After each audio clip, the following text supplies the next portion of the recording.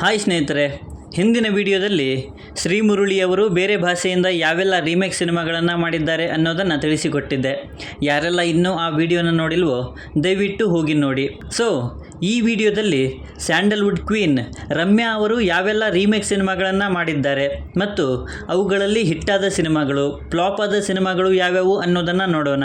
ಅದಕ್ಕೂ ಮುಂಚೆ ಚಾನಲ್ಗೆ ಹೊಸಬರಾಗಿದ್ದರೆ ಚಾನಲನ್ನು ಸಬ್ಸ್ಕ್ರೈಬ್ ಮಾಡಿಕೊಂಡು ಪಕ್ಕದಲ್ಲಿರೋ ಗಂಟೆಯನ್ನು ಕೂಡ ಬಾರಿಸ್ಬಿಡಿ.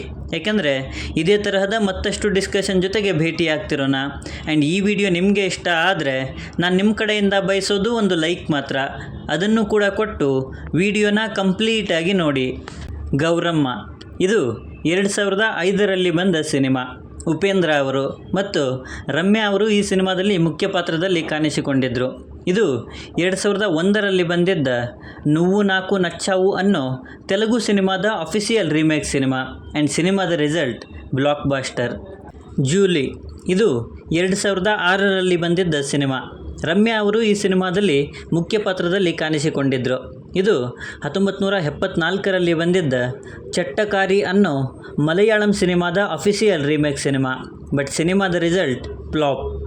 ಅಂತೂ ಇಂತೂ ಪ್ರೀತಿ ಬಂತು 2008ರಲ್ಲಿ ಬಂದಿದ್ದ ಸಿನಿಮಾ ಇದು.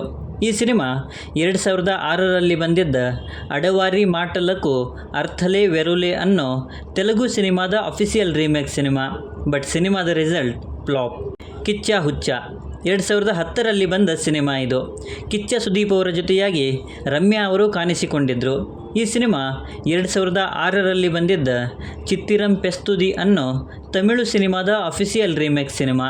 ಬಟ್ ಸಿನಿಮಾದ ರಿಸಲ್ಟ್ ಫ್ಲಾಪ್. ದಂಡಂ ದಶಗುಣಂ 2011ರಲ್ಲಿ ಬಂದ ಸಿನಿಮಾ. ಈ ಸಿನಿಮಾದಲ್ಲಿ ಚಿರಂಜೀವಿ ಸರ್ಜಾ ಅವರ ಜೊತೆಯಾಗಿ ರಮ್ಯಾ ಅವರು ಕಾಣಿಸಿಕೊಂಡಿದ್ದರು. ಈ ಸಿನಿಮಾ 2003ರಲ್ಲಿ ಬಂದಿದ್ದ ಕಾಖಾ ಕಾಖಾ ಅನ್ನೋ ತಮಿಳು ಸಿನಿಮಾದ ಅಫಿಷಿಯಲ್ ರೀಮೇಕ್ ಸಿನಿಮಾ. ಬಟ್ ಸಿನಿಮಾದ ರಿಸಲ್ಟ್ ಫ್ಲಾಪ್.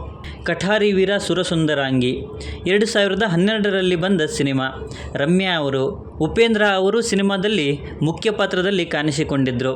ಇದು 2005ರಲ್ಲಿ ಬಂದಿದ್ದ ಉದಯನಾಮ ಥಾರಂ ಅನ್ನೋ ಮಲಯಾಳಂ ಸಿನಿಮಾದ ಅಫಿಷಿಯಲ್ ರೀಮೇಕ್ ಸಿನಿಮಾ.